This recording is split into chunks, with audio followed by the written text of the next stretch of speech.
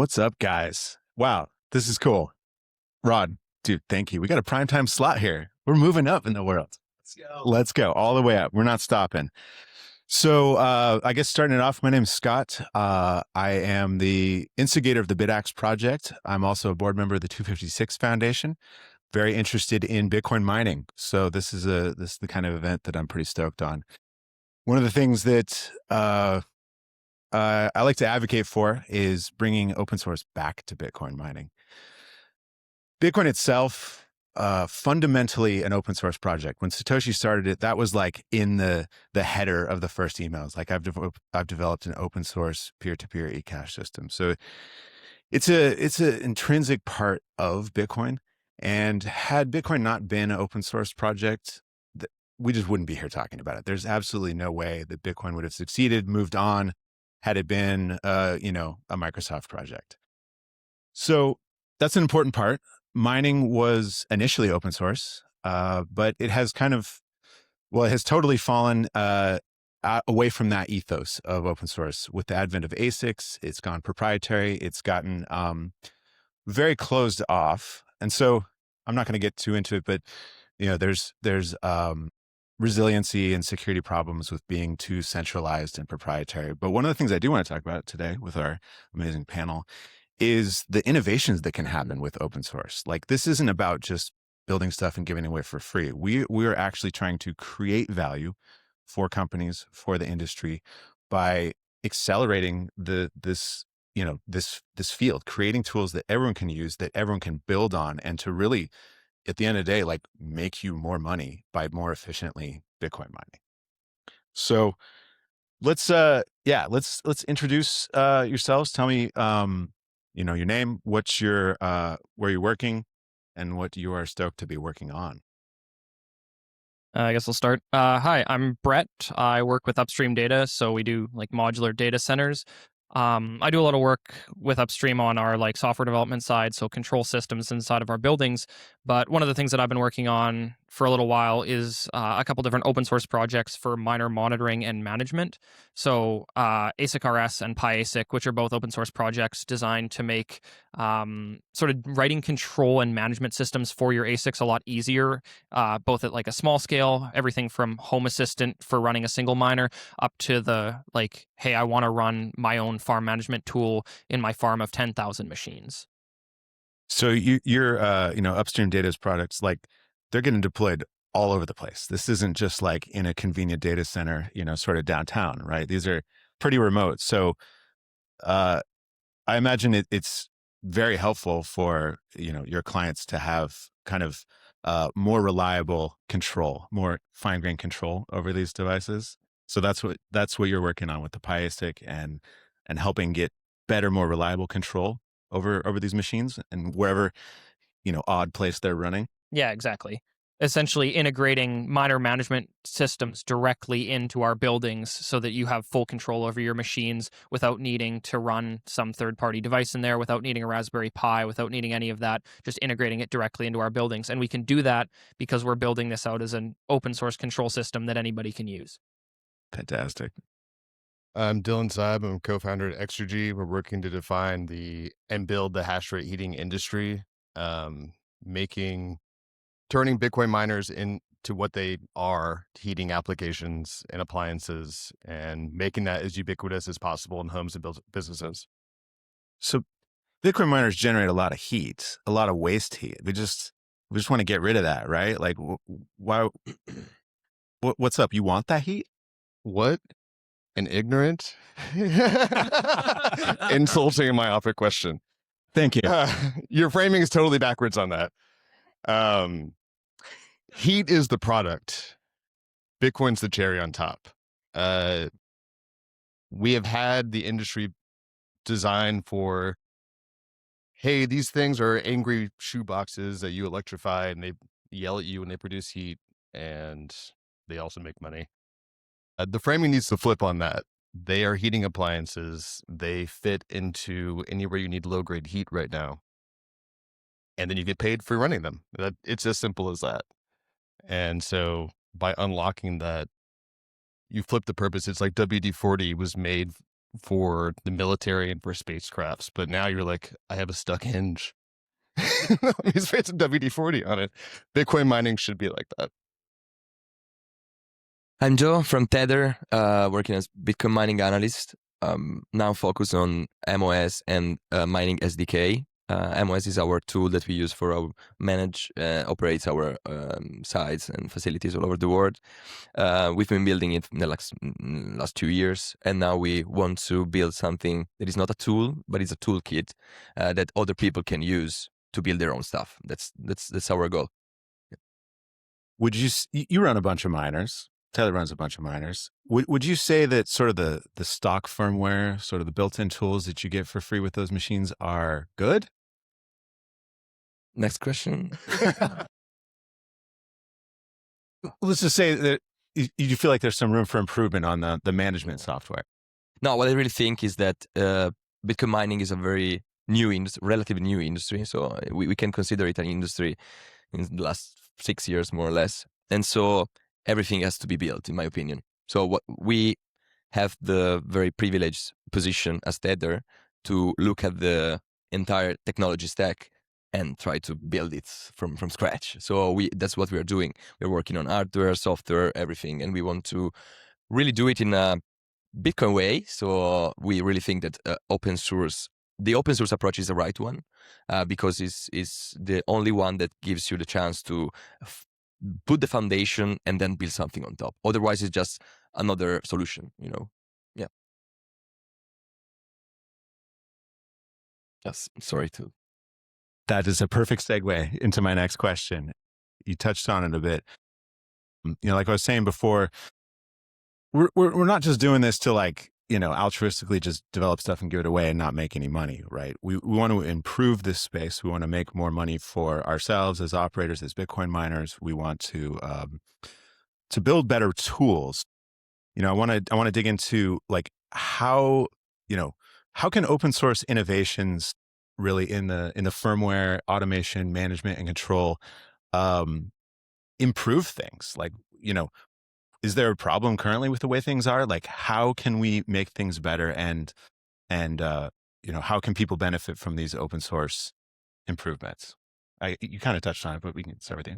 Well, I was just going to say, one of the things about open source that's really, really helpful is in open source, we have the ability to go out and build a standard that we want and have both our group, whatever group that may be, and other people in the industry come in and iterate on that, right? So if I go out and build a standard in open source for what data I want from Bitcoin miners, it's easy for somebody else who says, oh, I want more information on this specific thing to come in and iterate on that standard, and you can make improvements to that. And then once you have a standard that everybody sort of agrees on and everybody likes, then you can push back against manufacturers and say, hey guys, we actually want you guys to just implement this directly. This simplifies our monitoring and management so much, having this standard data set, that you guys now need to implement this. And so as more and more people make use of the open source sort of back end of, hey, we have this data standard, it makes it much more efficient to push back on the manufacturers. And then in turn, that makes it more efficient for everybody to implement management tools and to manage their farm. So I think that's a good example from kind of what I'm used to. Yeah, right. So if we have the miner manufacturers, customers who are making more money, improving their operations, and they've done it on sort of this open source standard, then I think we can easily see the rest of the manufacturing industry, miner manufacturers come in line, because they want to sell more machines, right? They want to get them out there. If their customers are demanding this, that's how standards get set and get used. So I think that can really move things forward, right? When you don't have to reinvent the wheel just because the manufacturer changed on a whim. And that's sort of what Gio was alluding to there, is we have the opportunity right now to build these standards, and the only way to build these standards is in open source. We have to work together as an industry to build these standards, and the place to do that is open source software. What's the joke? There's 14 standards. Let's all come together and unify this and make it one. Fast Now there's forward. 15 standards. All right, we'll create the one unifying standard. It'd be great. I mean, that's the cool thing about sort of like proof of work here, right? It's like you make something, and if it's good, people will adopt it. So, especially if it's out there and it's open, and you're not just hanging on to it as a secret, or you have some sort of special interest working group that you have to become a member of to use it. Yeah, I want to add that open source approach is not just a matter of like building things in an open manner or stuff like that, but it's also a matter of quality, software quality. I would say that Bitcoin is probably one of the best software human ingenuity has ever built, but that's because we built it together and we challenged each other, to find the best solutions for it. And if you really want quality in software development, we need open source approach, because otherwise, let's take an example. For example, Meta, a bunch of years ago, they started building this framework. It's called React, to building web apps. They could have done it like privately and just build it by themselves, but now it's became like the standard because everybody's using, because everybody has to review it, and it's a framework that everybody's using right now. So what we want to do in our case for this mining SDK project we have in mind is to build a framework that people can use to build their own stuff. But to do that, we need like contribution from the community. As Brett said, and I really agree with him, we already talked about that.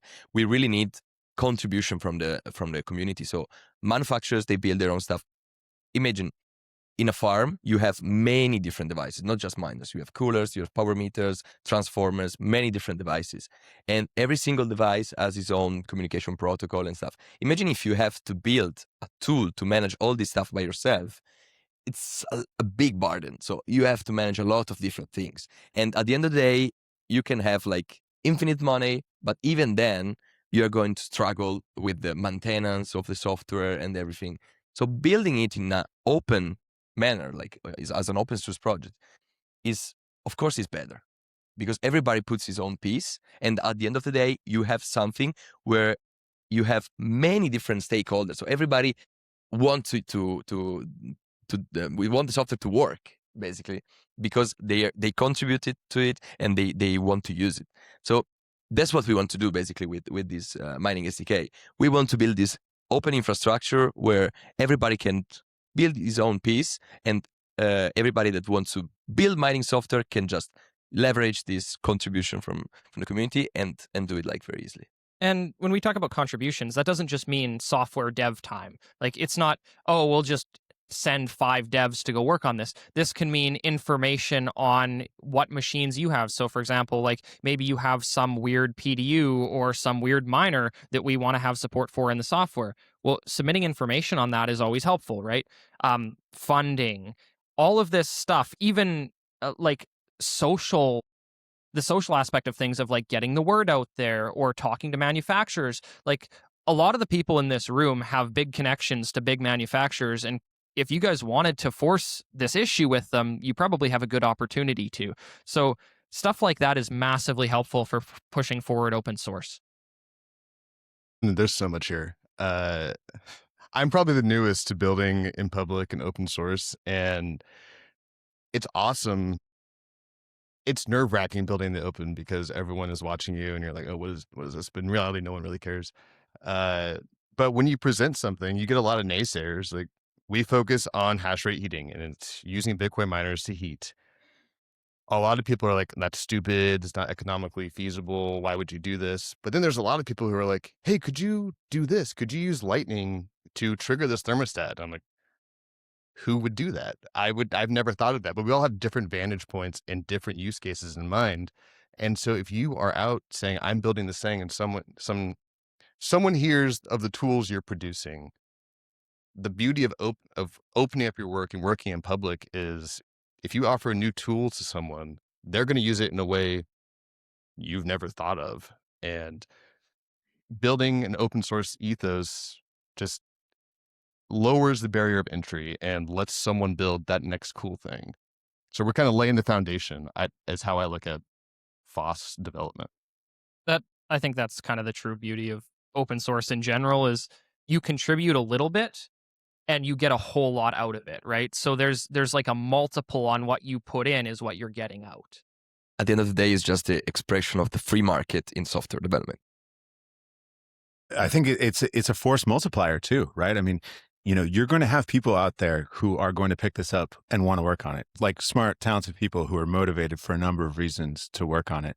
So I wanted to talk a little bit about the heat reuse thing, right? Like it's not really an industry yet, right? But we see there's enormous potential. So there's a lot of work to be done there.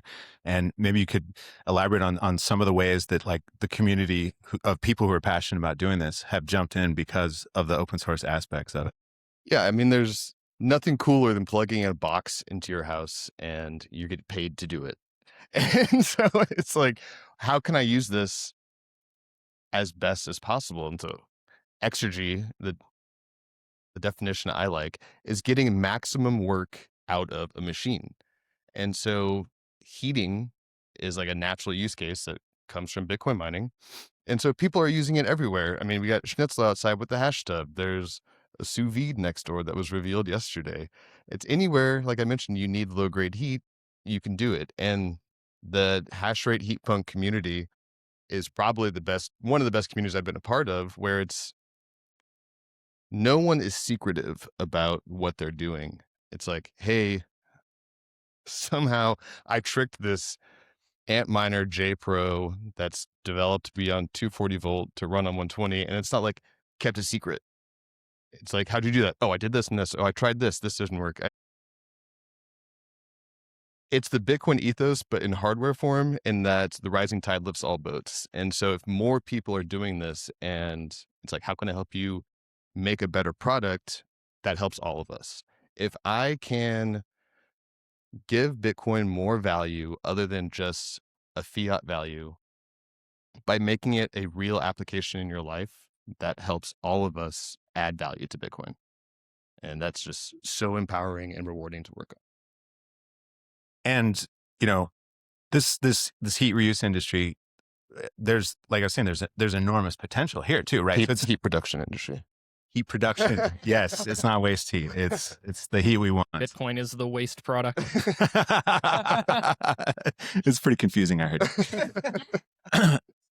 So, I mean, there's industries to be built. There's lots of money to be made here too. So it's not just like, we want Bitcoin to succeed and we want to contribute to it, but, also make some money like this. There's real things that can be built here. So I think that's an important part of the open source too, is like, there are no large Bitcoin miner manufacturers that make heaters. Right. So yeah, like, well, they shouldn't. It's trying, aren't they? So trying. They've got their little baseboard heater. I mean, residential heating is a nice touch too, but there's, I guess that goes back, like, if you have a relationship with a big mining manufacturer, sell the chips, sell the parts, open your firmware. You shouldn't make the appliances. Let us make the appliances. We'll do it. You'll make so much money just selling chips. Like, you don't need a whole department to go develop firmware. Go build on Mujina, and then we all win. It's so simple. It's like Matt Hill is a good friend, Start9, and he's like, we could build these like small gadgets here and there, but those are distractions from the mission. It's like using wholesale to have a better communication network is better for all of us. And just sharing and building, like, stay focused in your lane. Don't try to get distracted and do one other thing, I think, is the main takeaway. I personally think that's just my personal opinion, but this manufacturer, it's not that they don't want to open stuff or it's just like, I feel the industry is in a FOMO state since like many years, and everybody just want to deploy it as much as they can. There's a lot of money, just plug the machines and mine as much as we can. So they just look for the quickest solution to go to the market as soon as possible. So let's build this for firmware as it is. Let's close it. I probably just, they don't want to open it because it's shitty firmware probably. So Definitely. That's also another reason. Building in public. Scary. Again, my personal opinion. But the point is, if we from bottom up, we push this new idea of like open the software and open the industry and build some proper software and proper firmware, so whatever. If we push it from bottom up, as you said, they sell chips, and they only really real focus is on making these more efficient. That's it. So let's them do their work, and we can do our work. Yes, we will buy your chips. We want them all.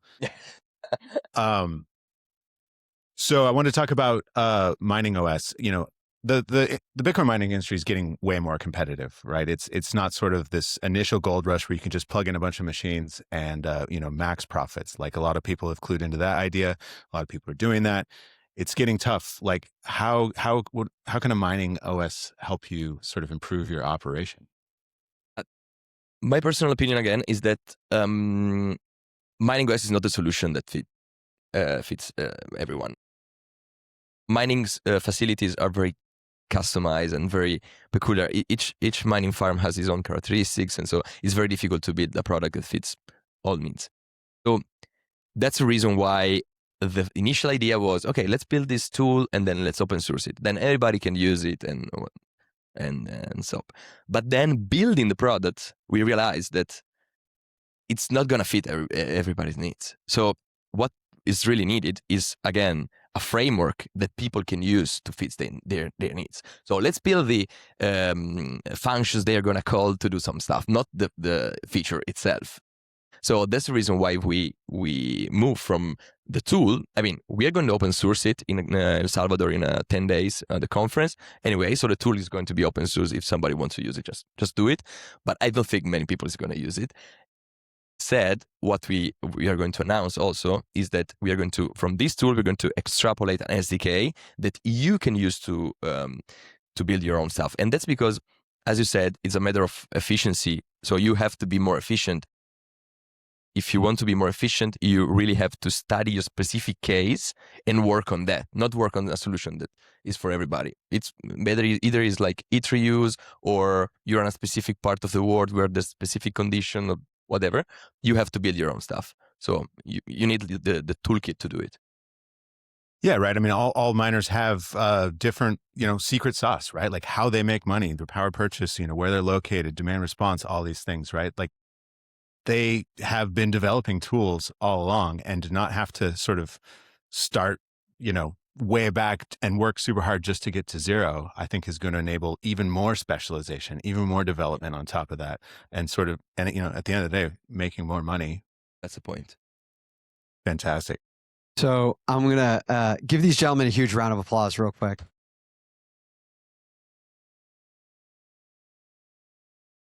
Well, housekeeping updates, and then we're going to break. And I'm going to ask one question, and hopefully it's not too spicy. Next door, lunch is being served, so please help yourself. We're going to come back into this room at 1 o'clock. Please feel free to explore the entire campus. Do want to give a shout out. I love the open source innovations like this panel. Selfishly, I get to create the entire agenda. Especially for one, that's me, and I get to sit front row. So again, thank you guys so much for this. These guys are going to be available to chat as well. The Proto team is here, and I talk about companies like the Proto is owned by Block. Block is Jack Dorsey's company. Thomas Templeton's here, who leads hardware for both Proto and BitKey. So find him and chat with him and their entire team. They've been big time supporters of open source development across a number of areas, but especially in Bitcoin. For these guys, leading companies at different stages, upstream, private company, all three are private company. Curious, I'm going to ask Joe this and then we'll break. Two-part question. How much money does Tether make on a monthly basis? First, I don't know. I think it's like $1 or $2 billion every week or something. Is that right? Is that? I don't know. Okay. That's all fiat. It doesn't exist anyway. I'm pretty sure they convert that into Bitcoin too. With that said, what's the right mix, would you say, as a company to donate or support open source projects? You guys are doing that internally, but like they got the 256 Foundation, OpenSats, you got HRF's Bitcoin Development Fund. Like, what does it look like as a business owner to then contribute dollars as well as time back into the community? Out of curiosity. When it comes to Tether, it's difficult to say because if you consider the money we are making with our core business, what's the ratio? Like 2% is going to be a lot of money. It's okay. We can do one. We can do 1%. It's okay. But it's not our core business. You have to think about Tether as compartized company. So just the mining and energy division. but again, it's not like I mean, I think that the question is not like the percentage, but is like the vision. So we want to finance these foundations. We finance many different open source projects. We finance OpenSats, for example, with grants. I want to talk more with 256 Foundation because I think they're doing like great things. For example, for the project I mentioned, we are working on the mining SDK. We want to issue a grant for an open source developer. We are going to build a bug bounty program, contribution program. Mining SDK and MOS is not the only project we have as open source in Tether. We have many different open source projects like QVAC for AI, local agents. We have WDK for building wallets. We have many different projects, and we are going to we have just started. So we have to build it, but the idea is to invest a lot in open source financing. So, hand on, but I have no money, but I do have hash rate, and so the XGG team, surprise guys, we're going to start donating 5% of all of our hash rate to the 256 Foundation. That's the beauty of hash rate, is you can just split it and send it wherever you want.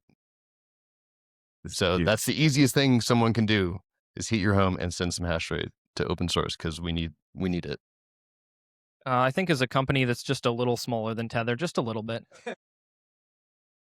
My personal opinion on it from like upstream side of things is I think the best way to think about it is just contribute to what you're using, or like there's a lot of good open source out there, everything from Linux to a bunch of different databases and stuff. Like you don't have to contribute directly to those, but contributing to open source in lieu of that, general open source, is generally good. But then also if there's something that you're using and you're making improvements to it in-house and you're making changes, why not like think about how you can upstream those and make improvements to the base project? I think that's the easiest way to think about it, is just contribute to what you're using and try to generally improve the tools that you're already making use of.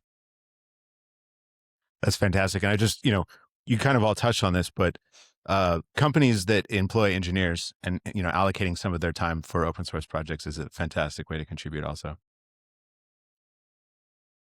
Thank you, guys. Thank you.